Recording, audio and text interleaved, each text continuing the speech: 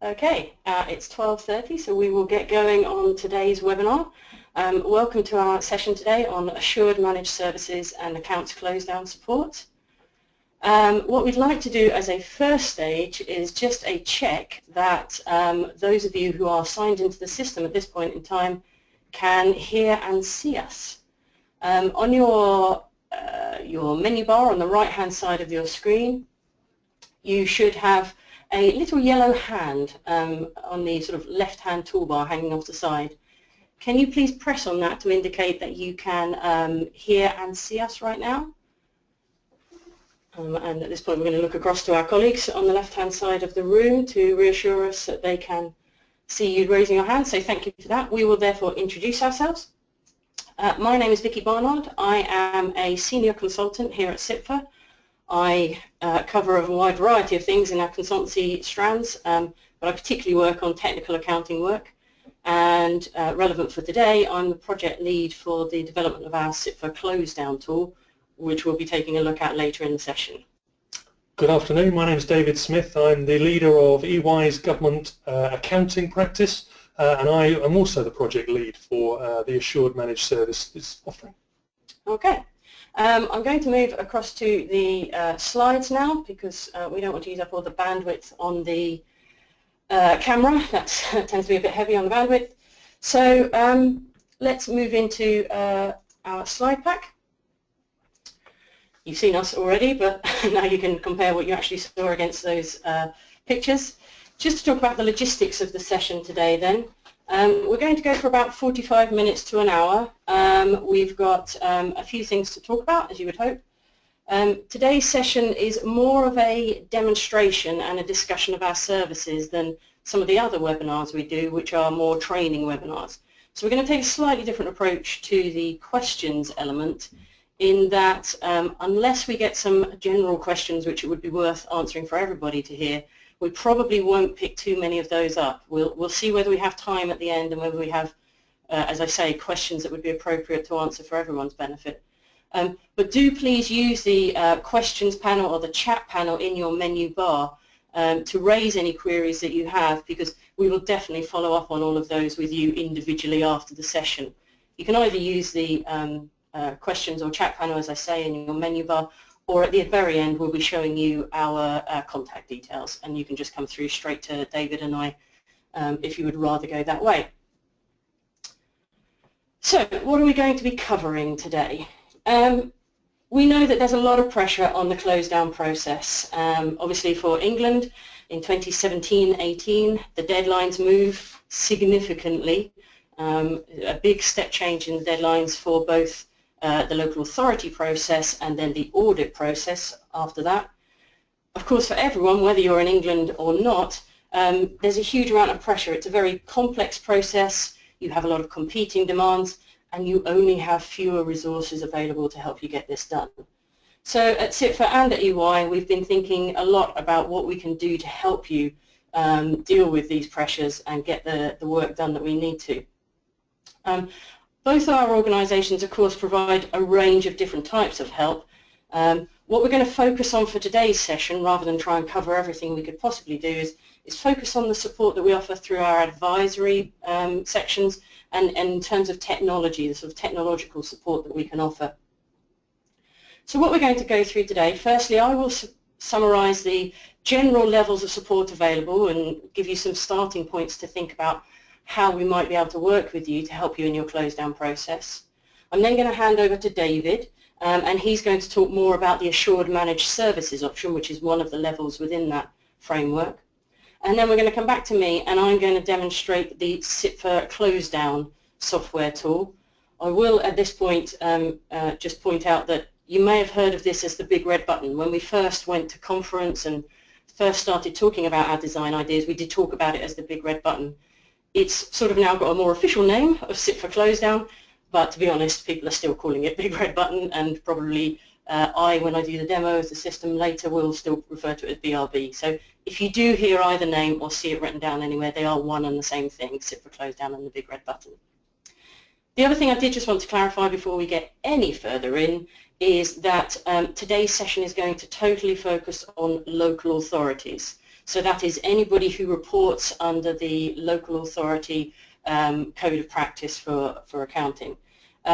Again, both our organisations, CITFA and Ernst & Young, of course, work with a huge range of client groups, and we'd be very happy to talk to you about that at a different time. But just so that we've got a clear focus for today's session, we're going to be looking at those organisations coming in under the code of practice. So let's get into some of the details and start to talk through how we might be able to work with you. CITFA and EY have been working together to build our alliance and look at how we can best work with organisations for over a year now, really, quite a bit more than a year actually. The idea of us working together is really about bringing together two complementary sets of experience and knowledge.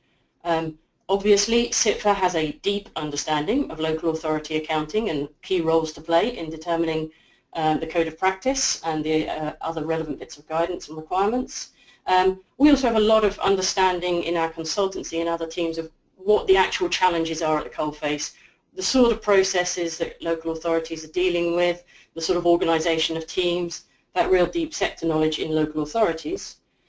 Ernst & Young, of course, also have a good understanding of local authorities, not least through their audit experience.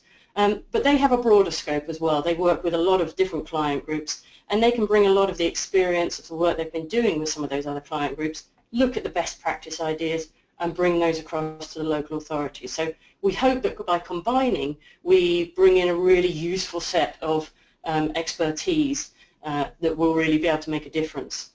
And of course, the key driver here is sort of captured in that last bullet point you can see on the screen at the moment.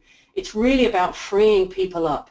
What we want to do is, wherever possible, move your well-paid, well-qualified, useful accountancy staff away from the standard, repeated, normal tasks, get them into where their brains can really contribute, get them into frontline analysis, get them into local situations, release those resources so that you can put them to their best use. We tend to talk about our offerings in this sort of three-level framework. Now, it's important to be clear here that if you think you're falling between a couple of these stools, that's absolutely fine.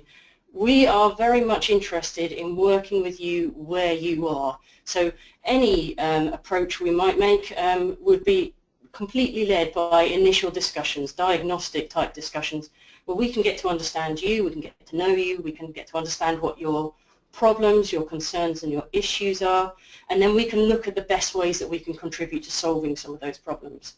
We do tend to put our support in this sort of three-level framework just because we find it helps clients start to think about how we might be able to work with you, but it's very much about a tailored approach. We don't have any prescribed package that we're going to come in and enforce on you. It's not a sort of be-all and end-all situation.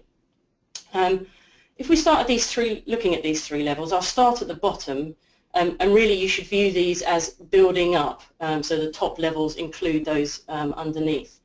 And indeed, the support we could offer could be one-off, it could be ongoing, it could be periodic. Again, that's another area where we can absolutely be flexible. It's not about imposing ourselves upon you in any way. So looking at the bottom level there, what we describe as close-down support, that centers around our software tool that we've been building, big red button or CITFA Closedown, and implementing that system to really help the flow of data into producing the statement of accounts. Of course, that can be topped up or added to where appropriate with any kind of technical accounting advice or project management advice, process advice, whatever you might need. So a typical package might be to buy the software tool and then buy a few days of extra support layered on top, maybe dealing with specific areas or just generally on hand to help out. If we look at this sort of next bullet point up, we're really looking at starting slightly earlier in the process there, tying in the end of the management accounting process, so getting to the outturn and the final trial balance positions, tying that across into the financial accounting process so that that starts to smooth out and really reducing the intensity of the resource requirement in that, that terribly strained year-end period that everybody can experience at times. the final layer there, the assured monthly management reporting, I'm now going to hand over to David to talk about. Lovely, thank you very much, Vicky. So just to talk about the assured managed services, those words are carefully chosen by CIPFA and EY. The assured side of things demonstrates that we have between us both some very qualified staff to look at the numbers as we're bringing them together. So it's not a case of garbage in, garbage out, but really we can spot some of the outliers, some of the numbers that aren't quite right at an early stage, perhaps from source documents, calling upon the expertise that we have.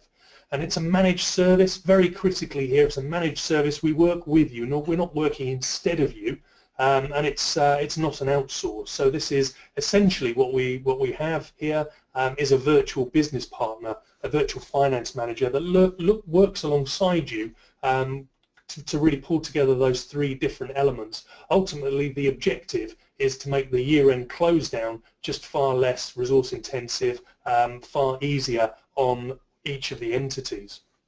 We do this in the corporate world, so this is not a new offering from EY.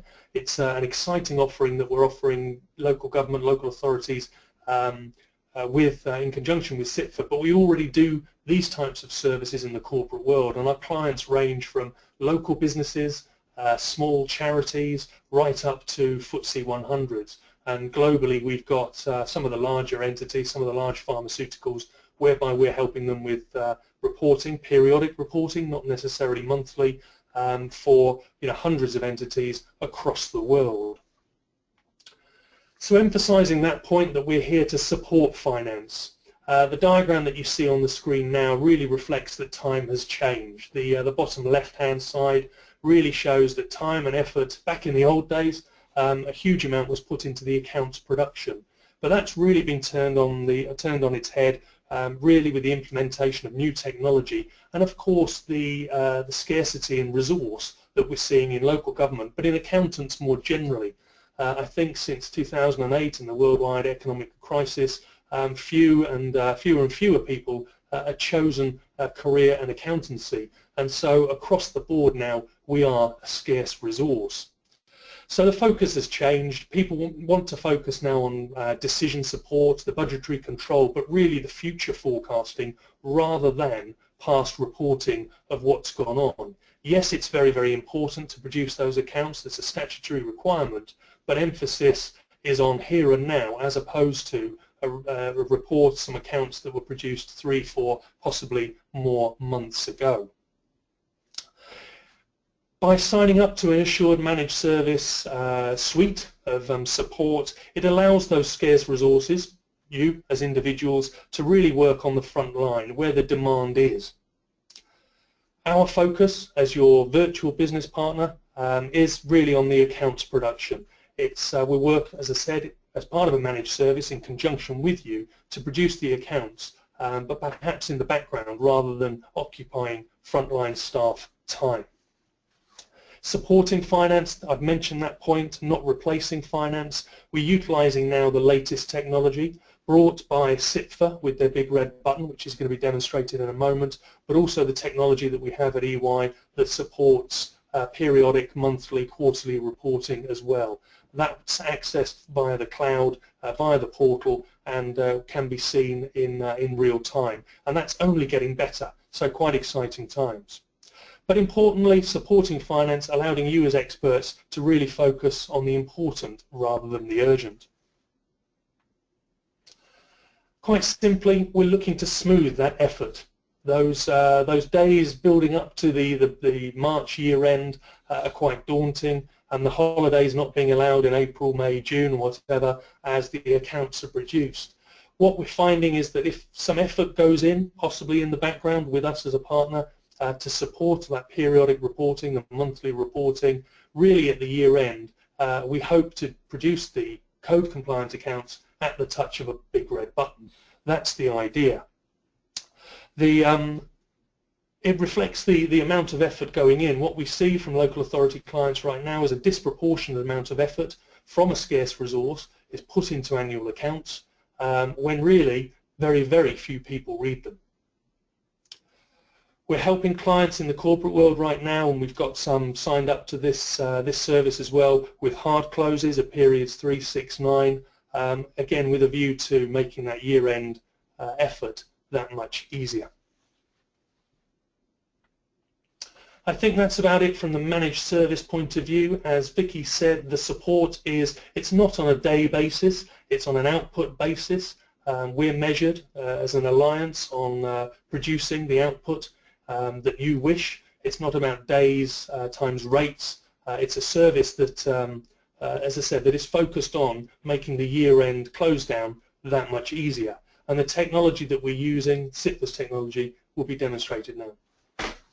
Okay, thank you. So before we go into the live system, what I was going to do was just use a couple of slides to talk through the key design principles and approach that we take with the system. The key design focus for us in putting this system together, and we've been working on it in earnest on the true build for just under a year now, we've really focused in on this concept of reducing the staff time being spent for exactly the reasons that really David's just gone through. It's particularly with the deadlines moving up for England, we realise there's a real pressure on to reduce the amount of staff time spent on these processes. We have, throughout our design, been thinking about both the close down and the audit process. The tool is for sale to local authorities. It's not directly for auditors to purchase themselves. But there is a vision at the end of this that you could give your auditors read-only access onto the system. That makes sense because we know that actually in meeting that audit deadline, although that formally sits with the audit firm, of course local authorities have a great deal to do to enable the auditors to reach their deadlines. So it's not like pressure goes off the authority teams as soon as their close down process is finished. To put the system together, we've drawn on our own experiences. Those of us in the design team not only have worked at SITFA and helped advise authorities in a number of different situations in accounts close down, we actually all trained and initially worked within councils ourselves, and we've done accounts close down from the inside. So we've drawn on our own experiences and tried to really build a real world system that will work for different authorities in different situations. We have also, of course, looked at the best practice ideas. We've looked at those authorities who've already worked out how to close fast, and we've looked at some of the learning points from those organisations to say, what should we be trying to bring into this system? I will just divert for just a moment here to talk about our toolkits. SITFA has for a number of years produced the pro forma and cash flow toolkits. And really the big red button is a sort of evolution on from the best design ideas within those toolkits. Now if you purchased either of the toolkits in 2015-16, you should have received an email from me in early November laying out the future of those two toolkits. So if you're at all concerned, please do track back, but if you can't find that email, I appreciate you probably get plenty. Let me just summarise briefly here. The cash flow toolkit will continue on. We do appreciate that whilst Big Red Button does everything the cash flow toolkit does, it also does a great deal more besides. And so we don't want to force people into buying the much higher level product if you're happy with just the cash flow support. So the cash flow toolkit will continue to be produced, and you can order that on the website in the way that you may have done in the past if you've bought it in the past.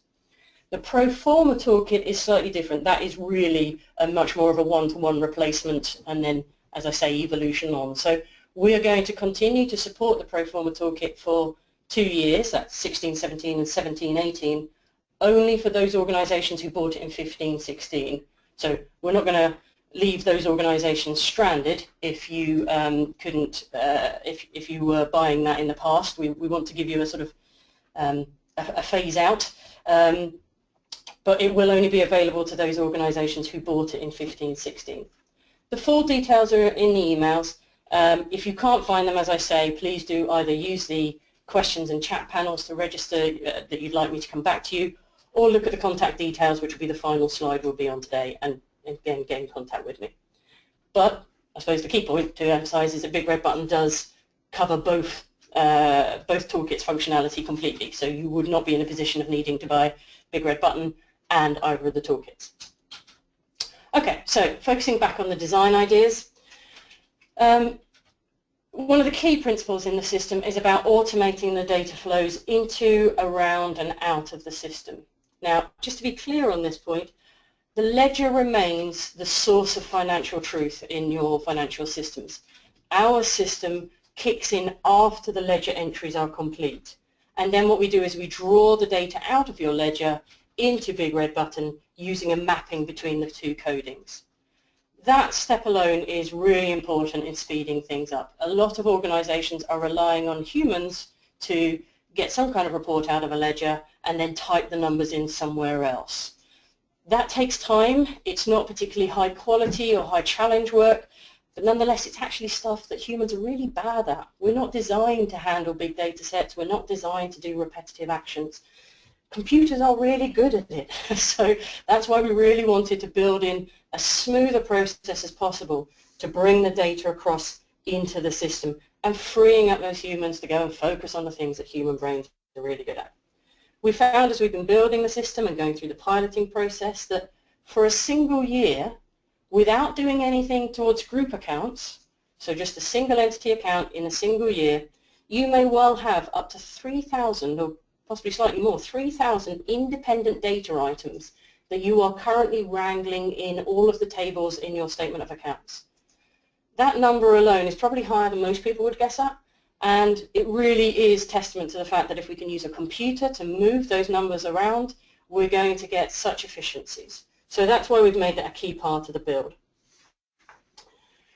We also move data around inside the system as efficiently as possible, so we use the same data point in multiple places rather than have you give us that data point different times.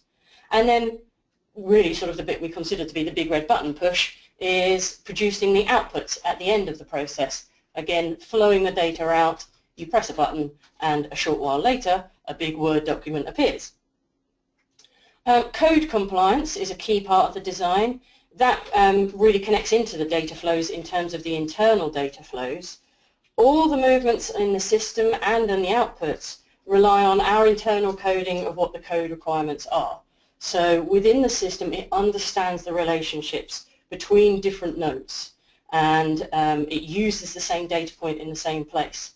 That's a key control feature for us. Not only does it make things more efficient, but it means that those two data points, such as depreciation in the fixed asset notes and depreciation in capital adjustment accounts, for example, can't ever get out of step because the system automatically makes them the same number. That means we get code compliance. It also means we get a lot of efficiencies built in. Each year, the new update to the system will be controlled by us internally at CITFA. We will update the system, bring it in line with the code of practice requirements for that year, and once you're an established user of the system, we'll roll forward your balances, put the data into the comparator years. We'll work with you if we need to do restatements and that kind of thing as the code of practice changes, but we'll build up the fundamental system each year, again in compliance with the code requirements. So that code compliance is enforced in both those respects.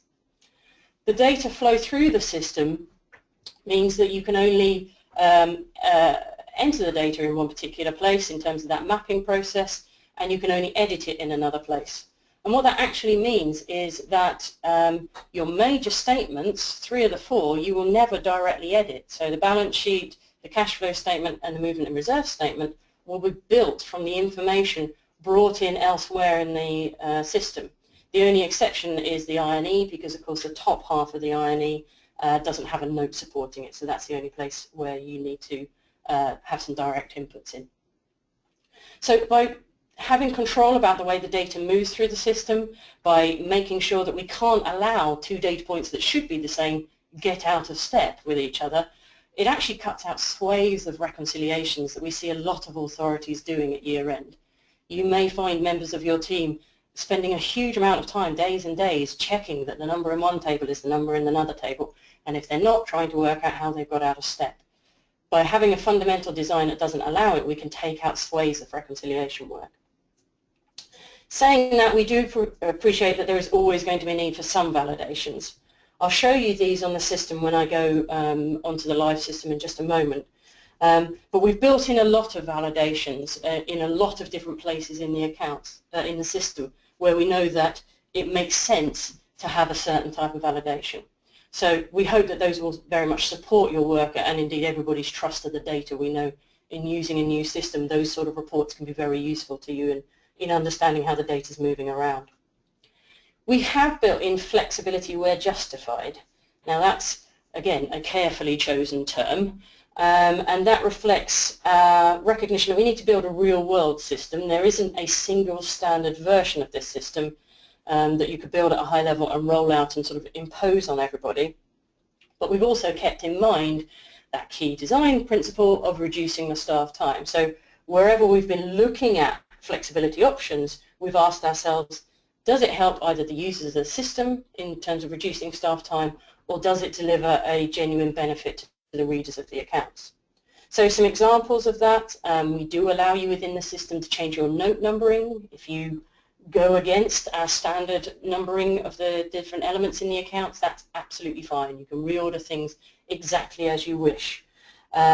If you want to, or if you need to apply materiality, we haven't coded up materiality decisions in the system at all as an automatic process. We did consider whether we should, but we decided not to because, of course, whilst we might be able to code up the quantitative side, we could never correctly anticipate the qualitative side. What we have done instead is given you mechanisms whereby you can make your materiality decisions happen. So you can get rid of 0 rows, you can get rid of 0 columns, and you can get rid of whole notes from being published in the actual outputs. An example of where we haven't given you flexibility, just as a counterweight to those examples, is in something like the actual contents of the individual tables within a note. So the property, plant and equipment note, for example, the top half will be the gross values. The bottom part will be the accumulated depreciation values. The top half will be positive and the bottom half will be negative. We're not giving you the flexibility to change the design of that table because against our design principles, it didn't feel like a justified change. We have built the system within a larger enterprise resource suite, and that's brilliant because that gives us access to some project management and workflow mechanisms that you would expect from that kind of big level suite. So this is also a theme that you see from the fast closers. They often talk about beefing up and really emphasizing their project management and their workflow, bringing in ideas like quality assurance. So we've built that into the system, but we have built a lot of flexibility in there. You have a real choice about whether you want to go for really rigorous QA processes or much more single-stage process, much more collaborative working against, maybe a couple of people working together. We don't need a formal QA second stage. You can either use that functionality just for monitoring progress or for real control and access control. And finally, on this slide, we do, within the single system, which is also a cloud-based, web-based system, we do have functionality where you can capture absolutely every piece of documentation that you need to in the one process, in the one system, in the one place in the system. So I'm thinking about evidence, working papers, disclosure checklists, procedure notes, anything that might be useful to yourselves to come back into the system and find, or that might be useful to the auditors as part of their process. You can capture it all in the one system. The system can become your audit working paper hub, and hopefully that can really make those processes of collecting and collating all that evidence as efficient as possible. I will just make a note here that I'm not today going to demonstrate the group account functionality, but the system does do full group accounts. We've taken an approach based on the Accounting for Collaboration workbook, which is a SIP for publication. It's got a very systematic step-based approach which we will take for every individual instance of group accounts that we come across. So if you would like more information on that, if you'd like us to do a separate demonstration to talk specifically about those elements, for example, please do get in contact again, either through your menu screen that you've got at the moment or through the contact details that you'll see at the end. So this slide is sort of more visual slide to confirm what we've just been talking about. This top left arrow going between the blue box and the purple is the flow of the data across. Now, we would anticipate the vast majority of your data coming across from the ledger, but in principle it could come from any system that's relevant. Asset registers seem to be the one that with our implementation so far are cropping up as being most likely. So we can interact with any system, and it's a matter of working with you to design the best reports out of your systems, to establish a mapping between the coding that comes out in those reports and the coding in our internal system, so that we can then bring the data across as smoothly and as frequently as you need to do that. And that is where the sort of key piece of work in implementing the system is setting up that mapping. I'll talk a bit about more about that in a moment. The bottom purple box here talks about some other inputs into the CITFA Closedown system. So there's user inputs. Now this might include data that we can't load in automatically, because of course quite a lot of what's in your statement of accounts doesn't come from the ledger. It might be non-financial data, or it's data that you just don't choose to hold on the ledger because it doesn't form as part of your double entry. So that can be manually input into the system. That also might include adjustments to the data if you're bringing in data at a different level of aggregation than is required in the statement of accounts. Classic example of that might be something like the debtors or creditors notes. In the code of practice, there's 5 very specific lines that you need to split the totals into, whereas on your ledger you may not care about those 5 specific lines because that may have nothing to do with the way you actually manage those debtors or creditors during the year. What you can do in that circumstance is bring the total in, use the adjustment mechanisms on the system to allocate the total out across the different lines that you need for the statement of accounts, and then actually one of the system validations will kick in to check you've done that appropriately and that you're coming back to the same total. The other kind of user input, which of course is absolutely vital, is all the narrative content in the accounts. Again, part of trying to make this a single cohesive process is doing the numbers and doing the words at the same time. I'm personally a strong advocate of the idea that the words are the most important part in the statement of accounts. So if we can free people up from having to worry about the numbers, or just simply getting the numbers right, they can either be doing some better work looking at variations perhaps in the numbers, trying to understand what's going on, and then translating that into the actual words that tell the readers of the accounts what the numbers mean. We have the project management choices that I mentioned, and we also have the presentation choices, and that really links into the top right arrow there going across to the statement of accounts.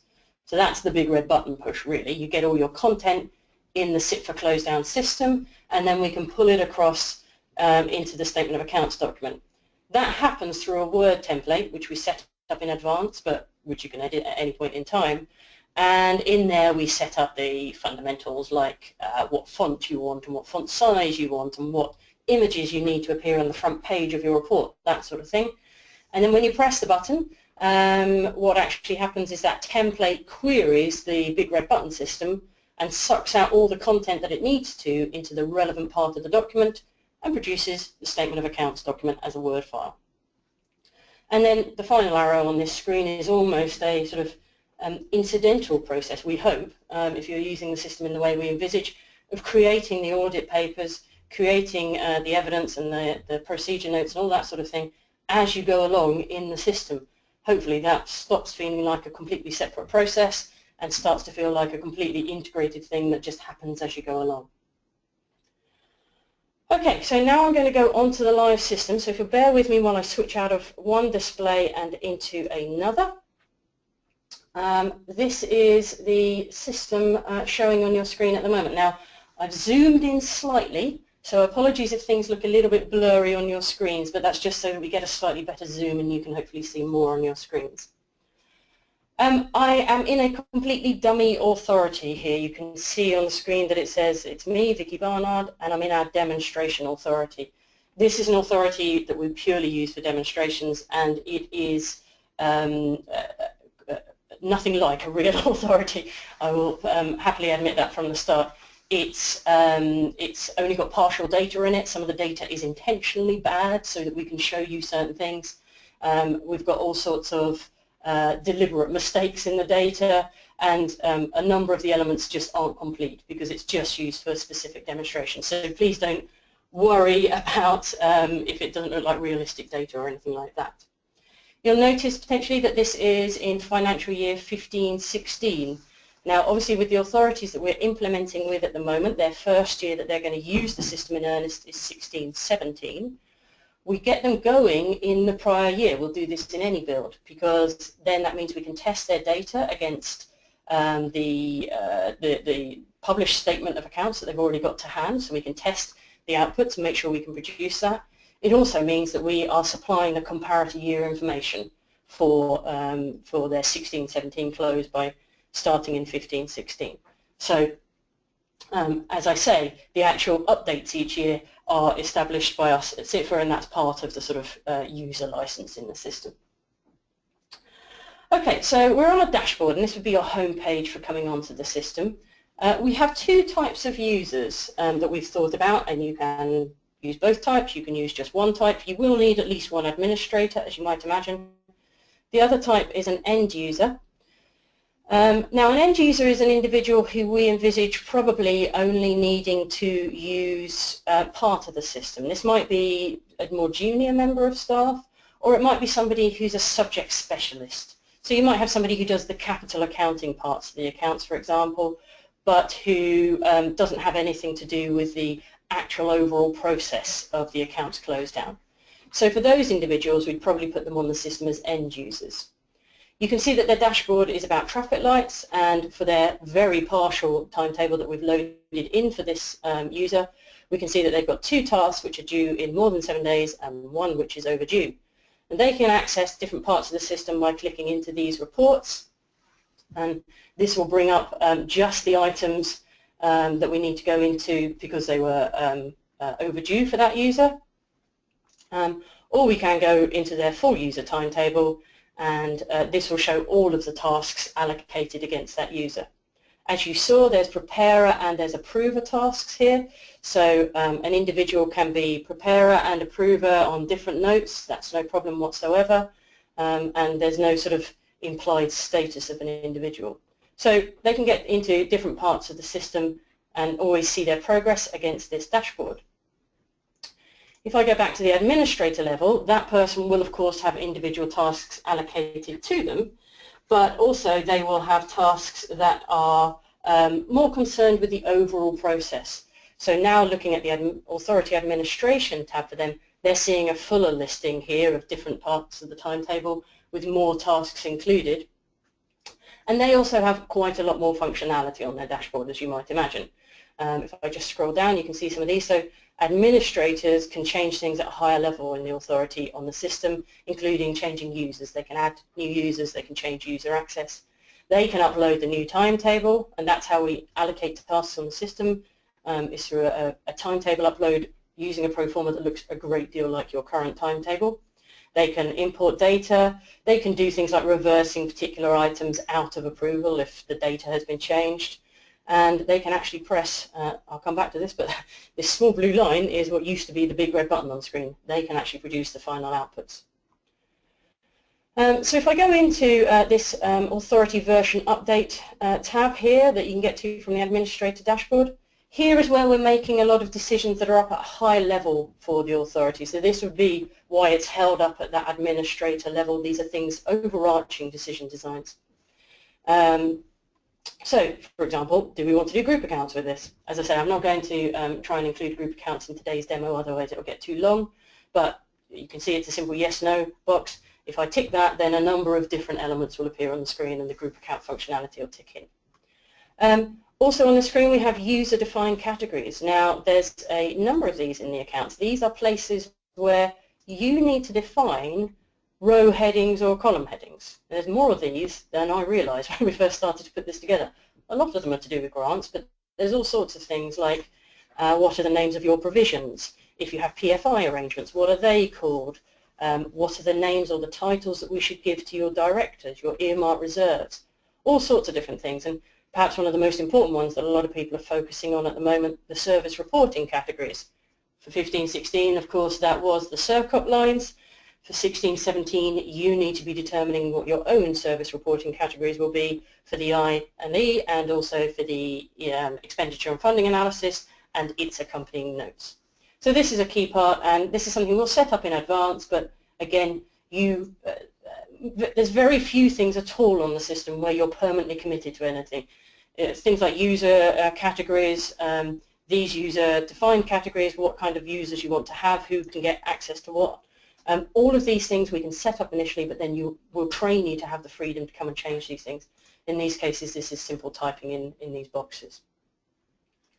Another key part of local flexibility, as I mentioned, is about being able to change the numbering of your notes. We'll set you up with our standard numbering, and then we can give you this functionality, and you can simply overtype the numbering here and change the way in which things are going to appear on your screen, and then through connection to the Word template, decide how they're going to come out as well in the final document. You can also simply switch off whole notes if you just don't need them. So, for example, if you just don't have heritage assets, you can switch it off at this stage, and then that means it won't appear in the system.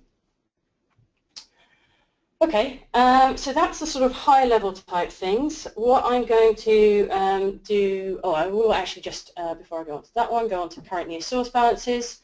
I shan't dwell on this, but just to emphasize there's a couple of really important things at the top of this page. We have the mapping load. Now, as I say, establishing that mapping, and I'll show you a bit more of that in a moment, is one of the key tasks. What we'd expect is for that to settle. That's one of the key implementation tasks, but then it should settle and maybe need revising once or twice a year from that point on, just because the code of practice requirement might change, or because your local ledger structure might change, probably both of those in any given year. So you can always reload your mapping anytime you want to. Something you'll be doing much more frequently, of course, is loading your data, and it's a simple process. We need to get the reports out of your system, we need to load the file onto our system, and tell the system to bring the data in through that button there. So again, that's a task which is available to the individuals with administrator access, because obviously we want to have control over that process. And part of the work we'll do with you to establish the system will be designing control into that process. That needs to be a carefully controlled and thought out process. We do also have a calculation status indicator on this tab, which is very useful just because obviously there's a lot of background calculations going on in the system, and it's very helpful for the system to tell you when it thinks it's settled, so that you know if you're looking at a data set that you can trust the set of data that's in front of you. You haven't got a partial version of things. Okay, what I'm going to do now is take us into a specific element, as we call them, in the account. So if I just scroll down this list, you can see these are all the notes and the major statements that you'll need to be working on in the system. The one I'm going to use is the grant income note, because this shows quite a lot of nice features within the system, and we'll give you some ideas. Grants are one of the most important areas in the statement of accounts. They crop up in all sorts of different places, so we need to be confident that we've got a clear process on how we're dealing with this. So I'll come on to the grants reporting note, and this whole area, all of these tabs that we can see here, are allocated specifically to building up the content for this and building all of its evidence, that sort of thing. The first tab here is the overview. Now, because the grants income note potentially has lots of different sections, these are individual tabs, links. In other parts of the notes, it will just show you this straight away. But if I go into that first one, for example, that's the grants, credited, taxation, and non-specific grant income. That's typically your capital grants or any revenue accounts, revenue grants that aren't allocated to particular services. Here we can see the report, and it is showing me right now the data that's in the system. So as I say, we're in a dummy authority. Don't worry about the fact that the prior year is zeros. That's because we just haven't loaded data in there. In the current year, the 15-16 for this authority, you can see that we've got data loaded in, and this is showing you the format of the actual final output here for this part of this note. The only difference here is that we're in the full pennies, because of course we know that when you're actually working on the numbers, you need to see the full numbers in case it's something you don't understand. You don't want to be tripped up by a rounding issue. So in the final output, you tell us the rounding. Generally that's to the pound thousands. But you tell us the rounding, and that'll be the actual rounding level that it will come out at for your outputs. If I just pick another one, let's go into the liabilities for capital grants receipts in advance. It's going to look fairly similar. It's another table that shows us the data that's been loaded in here. So here we've got, yes, capital grants and some numbers showing on there. Alongside the overview, and as you can see we've got lots of those, we also have validation. Now the validations run at the same time as the overviews are updated, so they're always in step with each other. And here's an example of where we can see we've got some deliberately bad data in the system so that you can see a couple of these validation reports firing. Now our validations are only ever warnings. They're never anything more than that, so you don't have to do anything about them if you don't want to. They don't stop you, they don't force you to do anything else. They're there to be helpful. And if you look at one of them and say, okay, I see why you're reporting that to me, but actually I'm okay with that, then that is fine. You can carry on regardless. Or, of course, you might want to react. So if I just show you where that's going, what's triggering this in the data. If we look at this first one, it's saying current liabilities, the grants, receipts and advance capital, developer contributions is an unexpected positive figure. So if I skip back to the overview on that one, of course, for current liabilities in the system, for grants generally, we'd expect them to be at credit balances. And maybe you spotted this on the first go around. The developer contributions is sat there as a positive figure. That can be really helpful. That might be a mapping that's gone awry, so that will tell you that you need to correct the mapping process. Or that might be that the mapping itself is right, but actually back on the ledger, the coding has gone wrong. So either way, that might be an indication that you need to make some adjustment. The other one that is showing up on the validations report there is a rounding warning. We had a lot of discussion about how to do these in practice because we know there's a huge range of responses people have to rounding issues. Some people care greatly and want to get rid of them. Some people are happy to carry rounding issues. What that one's saying is that you're going to get a rounding discrepancy here. Now if I go into the relevant item, you won't be able to probably see it in the numbers. You'll just have to believe me unless you've got your calculator to hand. What that's saying is for the numbers in this table, if you add them up and round the result, you get to a different number than if you round them all and then add those lot up. And that's where you get into that game of chasing the pound thousand in the roundings. So what we're doing here is saying it's going to happen. It's in the pure maths of the numbers here that is going to happen. And then you can choose how you want to respond to that. So that's the validations. I'm going to skip ahead on some of these tabs here and go into the working paper. Now this shows the lines which are coming into the grant income note, and there's lots of these because as we just saw on the overview there's lots of different potential elements coming into the grant income note itself. Let me just rearrange things slightly on the screen here so we can see things slightly differently. Now in this screen the sort of saving grace here is that there's lots of filtering options. So I'm just going to use a filter option here to get rid of all the things where I know we haven't put any data in. So I'm going to go to does not equal 0. Now we've got those actual values that we saw. And then I can sort on this column here just by clicking on it. So the first 5 here are those capital liabilities that we saw. Those are the values. You may recognize some of them. And the next 6 here are those grants that we saw going into taxation and non-specific grants. If we look at this, this screen, we can see in the first 2 columns, this is the mapping that's come across from the authority system. So this is a coding string which means something to the authority. This might be some combination of cost center, account code, third segment, whatever we need to grab the detail. And the reporting approach here can be very different between different authorities, so we will help you to think through the best way to do this. The next column shows the wording that's come in from the authority. The third column is our coding string that we use within Big Red Button to identify what this line is. And again, the next column here is the coding, the word string that we use on Big Red Button to identify this line. So here we're not picking up, you may notice, we're not picking up the user-defined categories. But if I close this quickly and go back to the overview, if I can do this fast enough, this is a good example of those user-defined categories coming in. So instead of saying revenue grant 1, revenue grant 2, revenue grant 3, the actual naming is coming in. And that's coming in from those user-defined categories that I showed you when I first came onto the system. So that's what will actually come through in your outputs. Okay, if I go back into the working paper, let me just think through the quickest way to do that.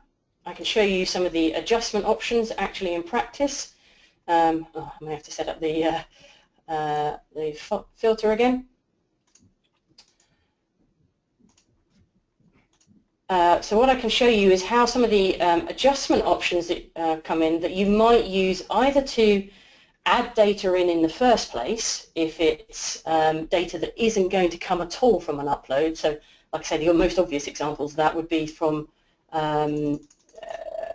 non-financial data or non-double entry data, or if it's where we need to make adjustments.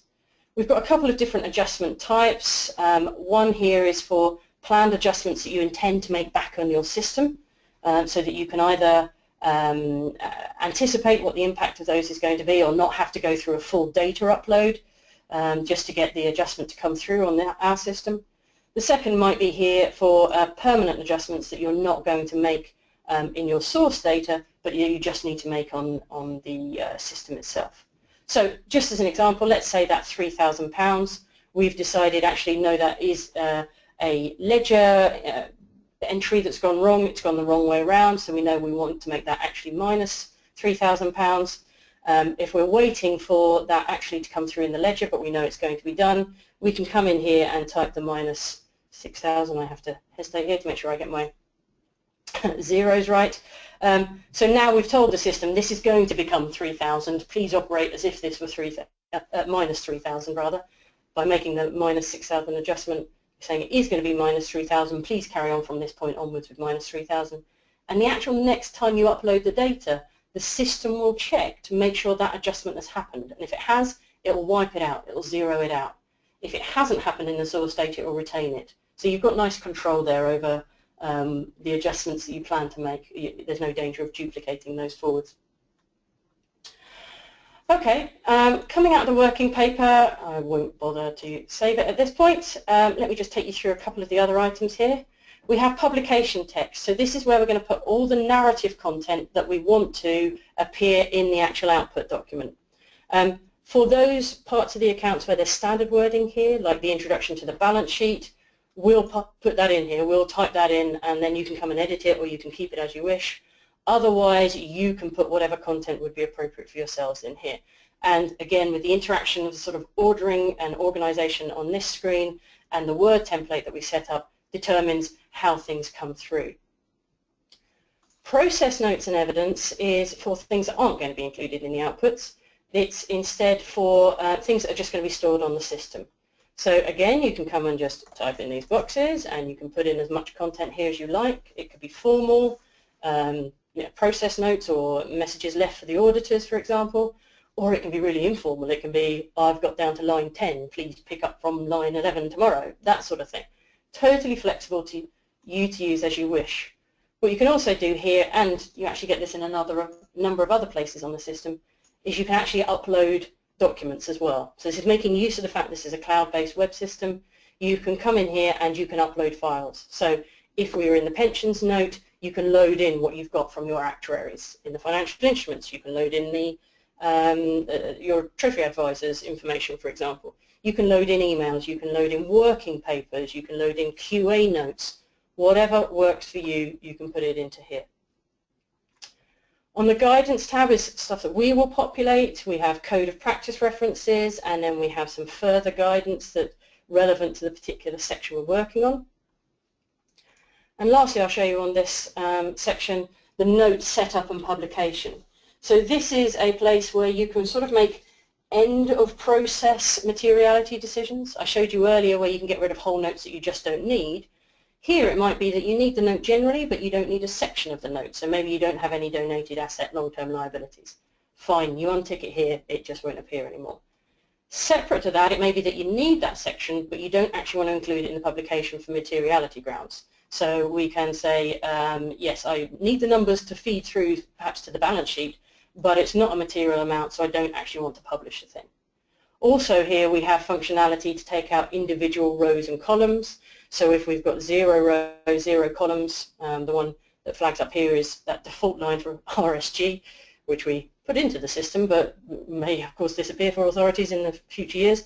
If you wanted to get rid of that line, then you can do and just exclude it from the publication through this mechanism. Okay, so I will just quickly show you a couple of other things. That's sort of the grant income and the general functionality you'll get on a note. If I just quickly go back to the overview and perhaps ask you to try to remember a number for me. If we have a look at this first one, just to show you how the data propagates through the system. So the total grant income credited to taxation non-specific grant income and expenditure is this 123441469. So just to prove to you that that is going around the system, if I now go into, as we've got it, and again of course you can change your numbering, but if I go into note 11 and open up its overview, we'll see that same number of 123 million appear. Here we are in this note here. Just get rid of that bar on the side there. So here that number is coming in, and in the previous note it didn't matter whether it was revenue or capital. There isn't actually a requirement to split it out. In this note there is, which is why in the previous place we collected it as either revenue or capital, because even if we don't need it in its primary usage point, we need that detail later on. So rather than be in danger of coming back to you and asking you for the grants number a second time and potentially getting different numbers through different uploads, we come in and collect all the detail we need at the first stage, and then we can propagate it sensibly through the system. So if I just go into the working paper for this note, just a sort of proof of concept, you'll see that those grant lines don't feature in the working paper in this note. And that's that control mechanism that I talked about. Here we've only got items which are only coming into this note for the first time. None of the grant stuff is coming in here because this isn't where we bring grants into the system, and this isn't where you can edit them. You need to go back to the grant note. That means we're not in danger of getting note 11 and note 39 having two different numbers because two different people are editing them at the same time. Okay, I will close that down and I will go back to the dashboard. Just to sort of round things up, as I said previously, this is the big red button now, the producing the statement of accounts button. And you have options here.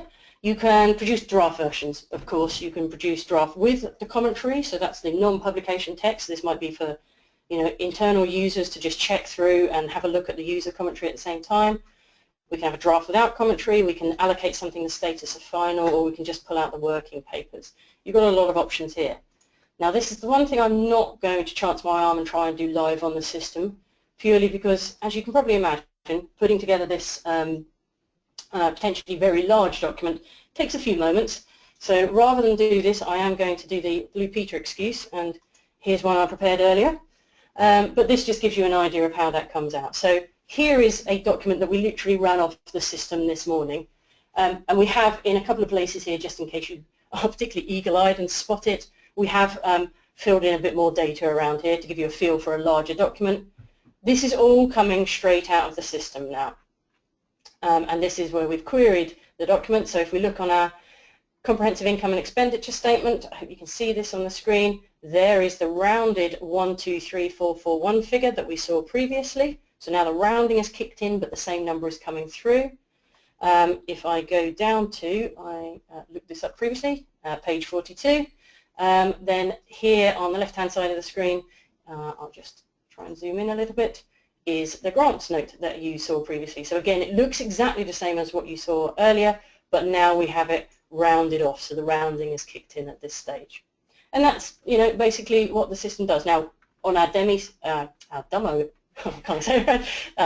system on the demo authority, we have not any narrative content, but that would be interspersed, and you have a lot of control about how that feeds in to go in amongst the different tables here. Okay, I think that's everything I was going to show you in terms of the system, so I will just drop back into the PowerPoint slides. Just to sort of finish off on this slide about implementation, because we've shown you this amazing system, and hopefully you're now thinking about, right, how do we actually do this? Implementation, there is a sort of a definite need for some work up front. We try to be honest with people, as you would imagine, bringing in a system like this with all of its capabilities. We do need you to invest a bit of time to work with us to bring the system in. And this would be one of those opportunities where you can determine how much you want to handle, how much you want us to handle, how much we use the alliance with EY. We can, again, be very flexible here. We've got to get the mapping done. We've got to get a couple of other simple decisions made about user access, timetabling, that sort of thing. And we need to do some training. It's pretty light training. So far it's working out at much less than a day to get people going on the system. So it's not arduous amounts of training, but this might be a place where we can look at bringing in a higher level of support. And in places it's benefited our authorities so far to actually do some upstream work to improve the way that the data comes across and that automated flow in, get it right, sometimes up in their ledger or further up the chain of data flow, so that we can then get the best benefits out of the CIPFA Closedown system.